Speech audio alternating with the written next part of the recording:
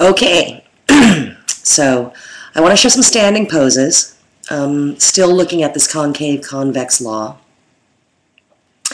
and reiterating how we can move to protect the joint, right, in the hip.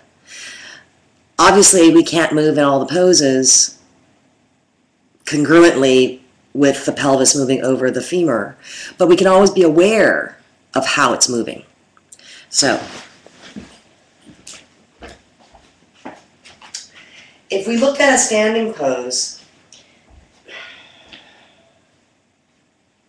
like Warrior One, Virabhadrasana 1, right? We come into this position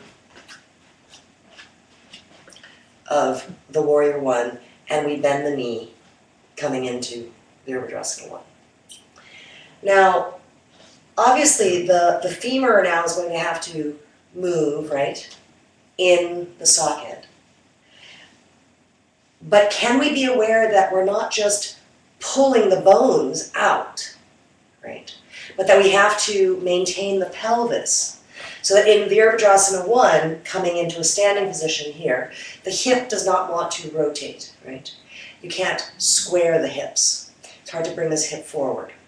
So perhaps then standing, giving room for the hip, for the pelvis, so that the pelvis has room to rotate over.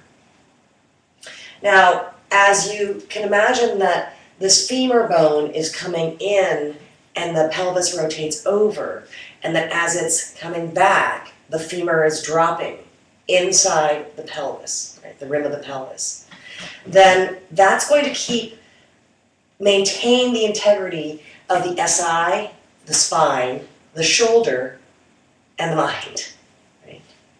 So by keeping in mind that the pelvis has to have that concavity rolling over the convexity, then as we draw the femur in, this pelvis is allowed to rotate around. And from that around, we lift up.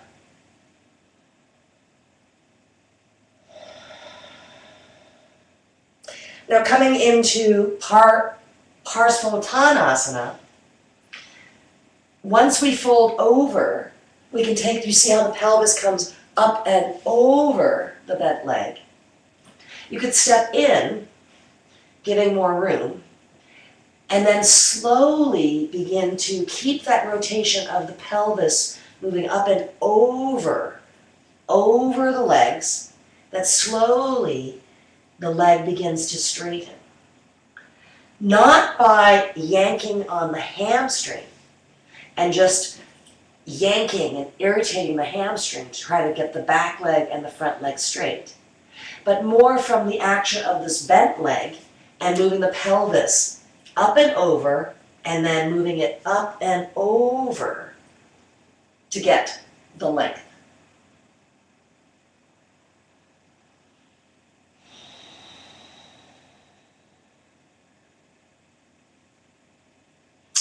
Now, to help get the action of the pelvis moving up and over, it's helpful to have blocks. Because again, when we're in this position of the pelvis in Warrior One, it's hard to get this hip to come forward. So giving more space between the legs of this leg and this leg being in two different lanes rather than the same lane. But just like having their own place to travel allows now the pelvis to have room. As we begin to bend the leg, right, you can see that the bone wants to shoot out, right, out and away. That also puts stress on here, because as we're shooting this out, this is being pulled out, right? So it stresses the inner groin in the back leg. So the same idea of taking that pelvis up and over, right? That can we take it and imagine that the pelvis sort of not just tucking, right, but that it's drawing the bones in as they bend, right? So do you see how that would take the energy of the legs and draw it up, and as it comes up, that the rotation is deep within the socket, right? And as that rotation of the bones is in the socket, that allows this to move and turn. It also gives some relief into this back hip labrum. Because if we're always shooting the legs out, away from each other, then we're putting a lot of stress in this area. But if we're drawing the bones in, right, as though we're just drawing the actual femur heads in, right, and as they come in, they descend. And as they descend, the pelvis turns. And then we can come into Virabhadrasana 1. Again, with space for the hip. Then coming forward, taking the blocks, you can come onto the blocks and pull up the best ways to see. No, we'll just try this. So as I come onto the block, I could have a rounded shape like so. But if I could come and bring those femurs up, the hip, up and over, right? So it might mean that I have to bend this leg slightly, the front leg, because I'm rounded here in the back. And with a slight bend, I can take the pelvis and turn it, and then slowly begin to straighten the leg, which now will create the level hip. Let me try that from a different angle and see if that might show better. If the legs are rounded here and it's too much on this hamstring, then slightly bend the leg here, right? We're in a rounded shape because this area doesn't want to turn. Then I can turn this up and over. So I can turn my pelvis, right, up and over the leg. So I'm taking that concavity and rolling it. Do you see the difference if I just come and try to stretch the hamstring, right? Stretch. I want to draw that energy as though the bones are coming into the bones, and that from the bones coming into the bones, and the bones moving within their proper position, I can get the rotation. So that as I draw this front leg in, the femur in, that can, in a bent position, I can rotate the pelvis around it, right? Drawing that femur in. This back leg will also come toward my body, right? Coming in, rather than sending the energy out, but drawing it up and in, which will then again turn the pelvis. Now slowly, with that level idea of creating balance and harmony rather than just square, right? But creating a balance of energetics, a balance of the bones, a balance of the muscles, a balance of the mind. So that I'm keeping this pelvis rolling and then slowly beginning to straighten the leg and getting as much length as possible in this area.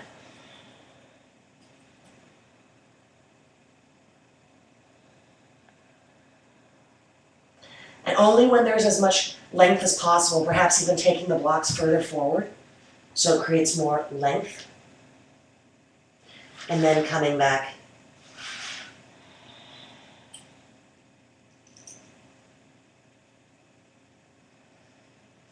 Then from here, I sometimes like to just bend the leg, lift this.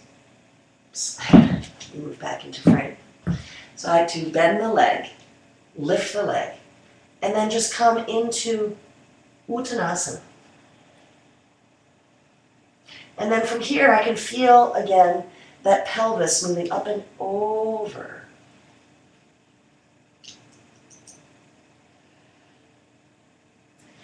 Taking Uttanasana.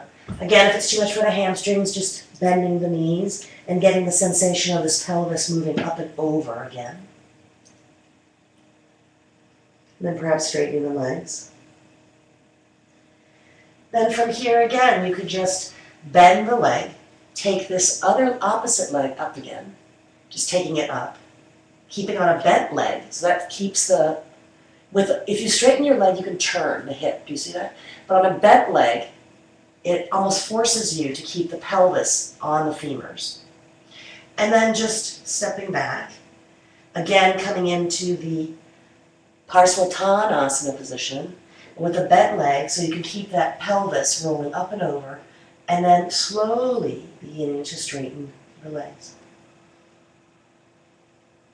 Again, you could come into the high position with the blocks to get as much length as possible, and keep on getting the rotation of this moving up and over your legs. You can walk the blocks out further again to get more space. And then come back in.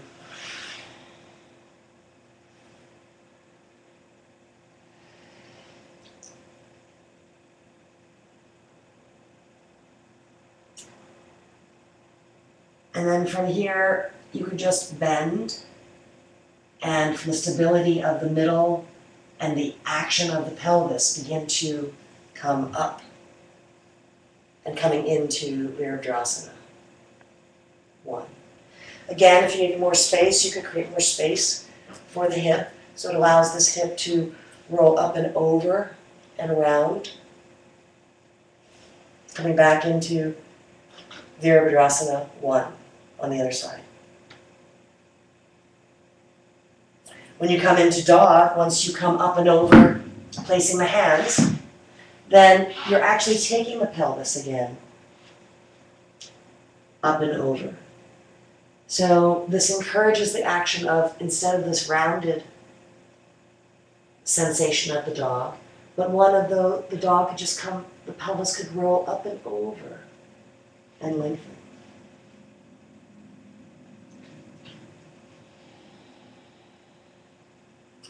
So that the Adho Mukha Svanasana can become as long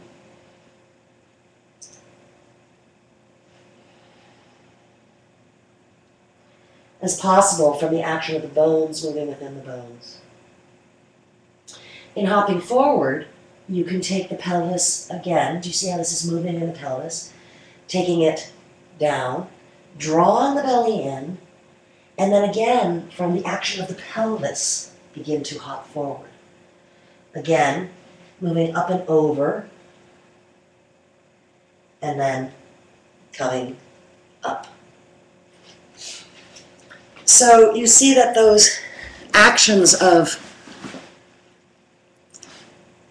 the poses that are working sagittally, right, in that front-back line, are very good to demonstrate how you can move the concavity over the convexity.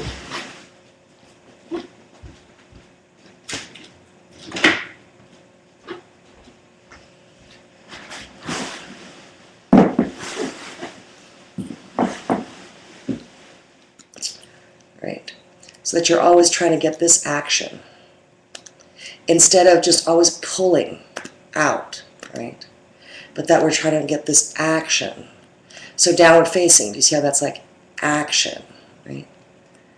And all this Parsvottanasana, right? You're just going to try to roll that up and over.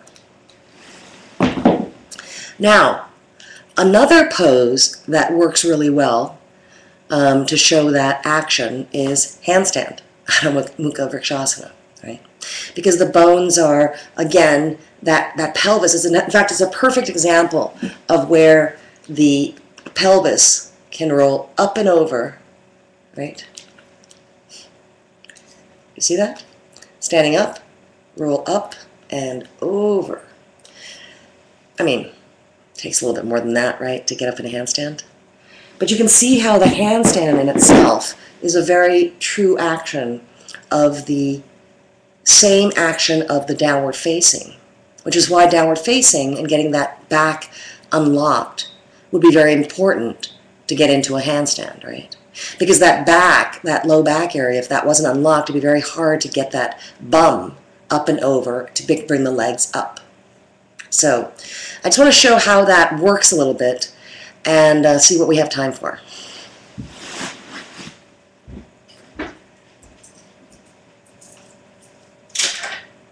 So,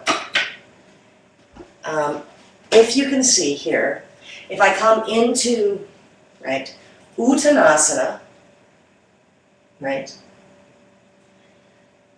downward facing. So that's the same action of still the pelvis going up and over, right? So here in getting up in Adho Mukha Vrikshasana, it would just be about coming up here, right? And then just taking my legs up and over, right? And then to come down, it would be the same thing of coming up and over, yeah? So the lever, when your legs are straight, is going to be heavier to come up. So dropping that lever might help get that rotation, and actually is the position of the action of that movement in the pelvis. Now, one of the reasons I don't like to kick up one leg at a time is that that creates a distortion in the pelvis, and it's easier to lose contact of what's happening in your legs. So you're losing contact of the middle, and you're losing contact then of the extremities. So if you wanted to shorten the lever, right, you would just, again, from standing in Tadasana, it's taking that pelvis up and over, yeah. Again, do you see how I'm going into downward facing? It's the same action. As you watch, if I walk back, yeah, then I can take the action of the pelvis, right, to draw the belly in, and then just hop with bent legs. Because with bent legs, that gives me more compactness.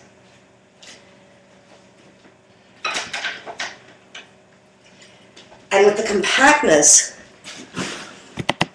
of the body being sort of a shorter, more compact area together, then having that roll, having that pelvis rolling up and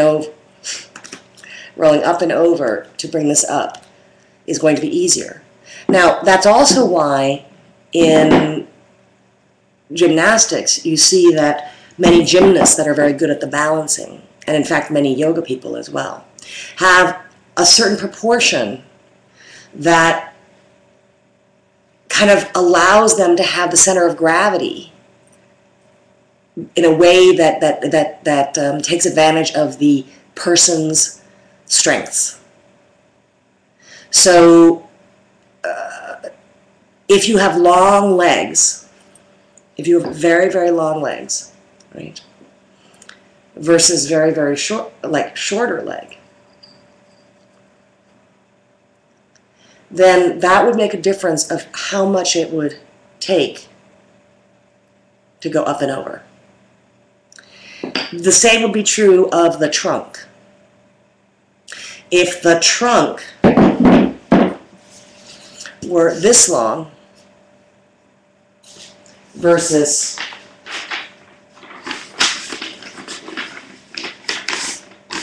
something that was only this long, yeah, that's going to make a difference also.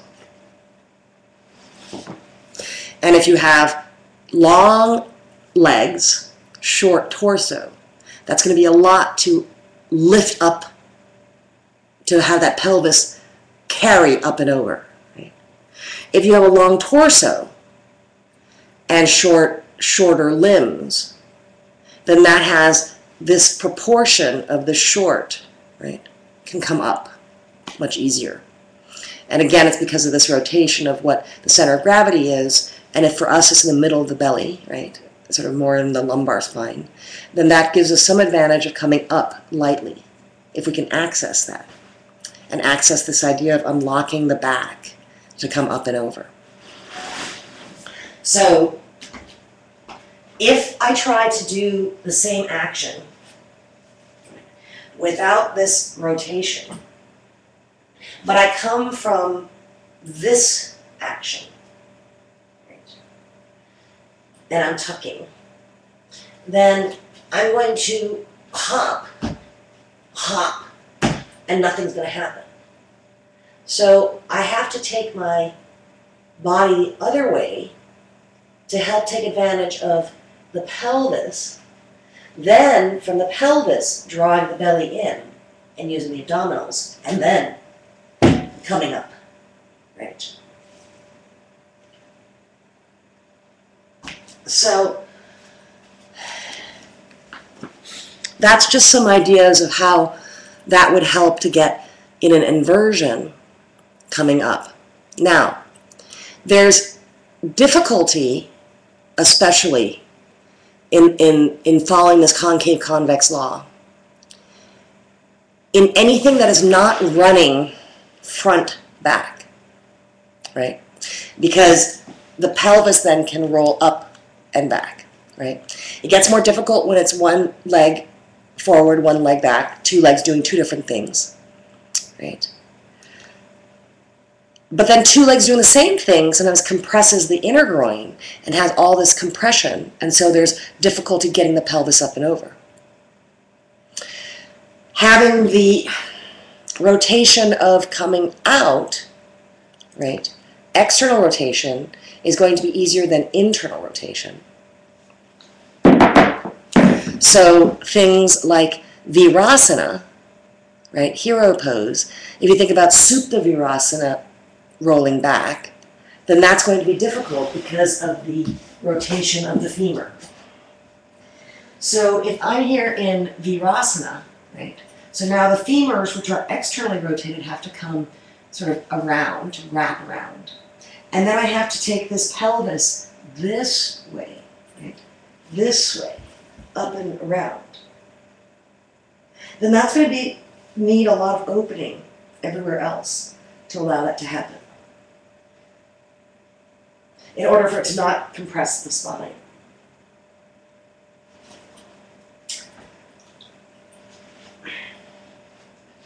Any action that we have in an external rotation, where we have an even external rotation, is going to be easier to take the pelvis over.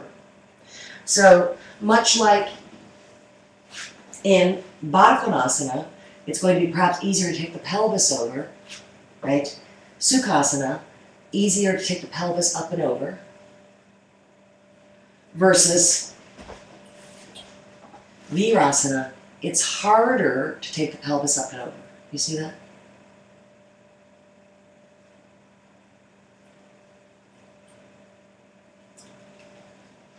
Now, in external rotation, or at least where the legs are wider, would be the same thing in a standing position.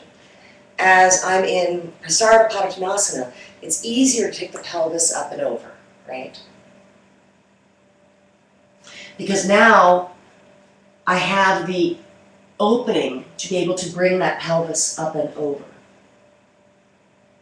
However, if I don't take advantage of this pelvis moving, and I'm just letting gravity take over, so in other words, if I'm kind of rotated under, and I just let gravity take over, then the back is going to be compressed in the low back.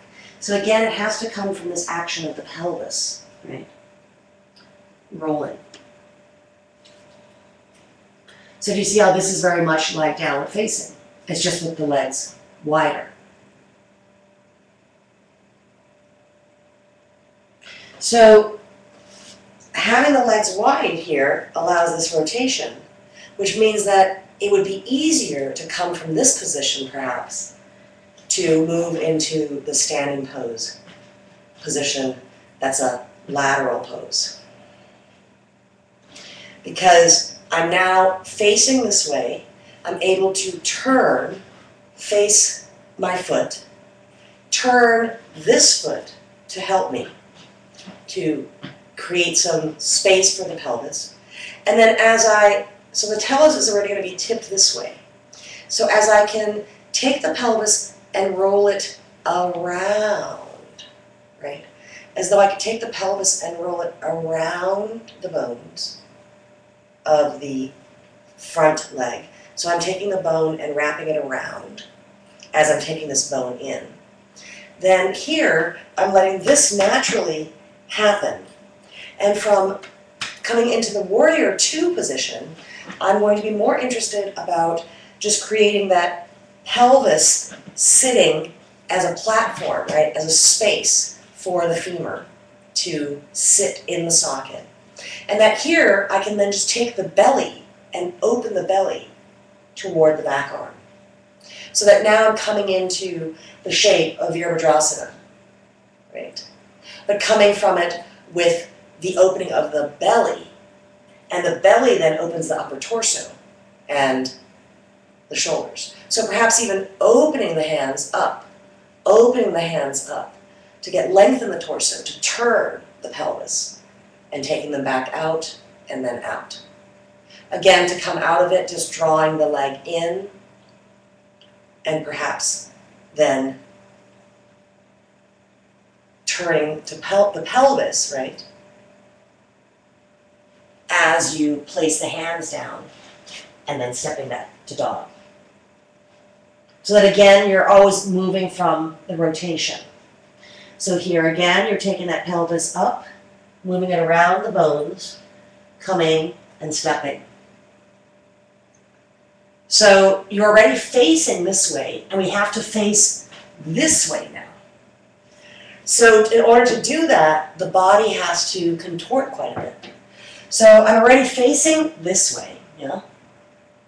I'm going to place my back foot down.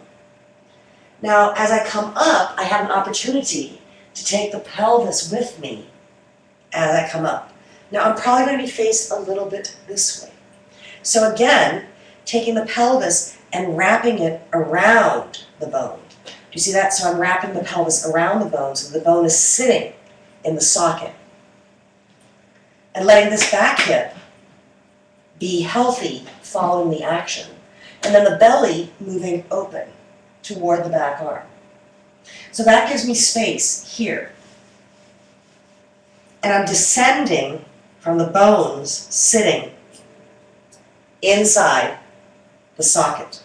So I'm still following, as much as possible, the concave convex law.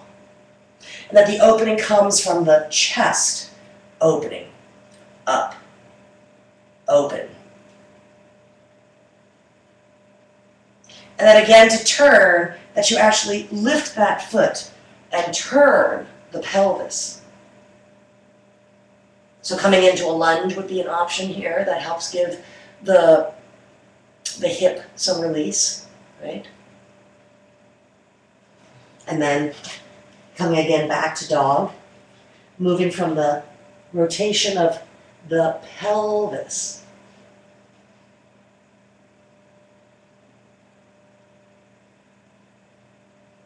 Again, in the jumping forward, you could just come up and taking that pelvis action, always to keep the leg safe and the hip safe. So, I'm hoping that that is some help in understanding that concave convex law. Another place that you can work, you can look at it, perhaps as homework or to think about, is things like pigeon. And then the difference perhaps with pigeon, where one leg is externally rotated and the other leg is in the back, versus Janu Shirshasana, where one leg is externally rotated and the other leg is coming forward. So which one then is easier for the pelvis to rotate? Because there'll be a different action if the leg is in back or the leg is in front. It would also depend on the person, wouldn't it? And what's open on that person. So, for now, I think we've run out of time. But I hope for now that you had a couple of tips for the concave convex law and keeping the health of the hip as we go on the journey of the joints. So let's finish off by just coming back to seated and just getting quiet for a moment.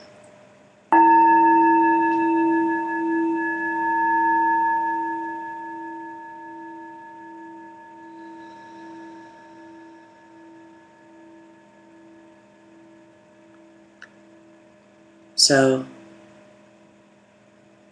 remember, the first step is to get the alignment of your body just right. And then settle into it and begin to relax. Deeply, consciously.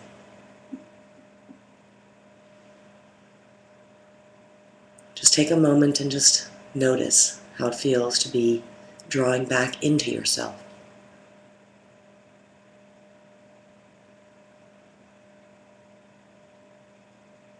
As we bring this practice back towards our own seat of the heart.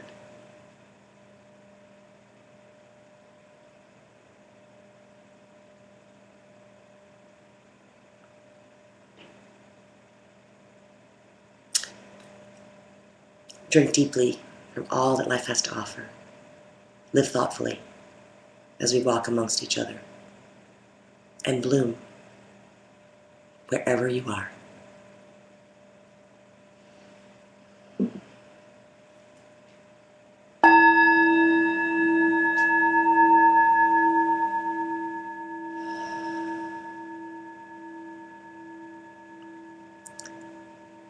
Sare Sate, Suki Hantu.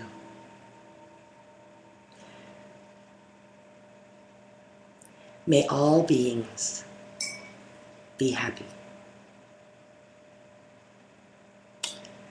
Namaste. I hope there was something of benefit, and I look forward to seeing you next time. Yoga Bloom Lab, online, Curative Alignment.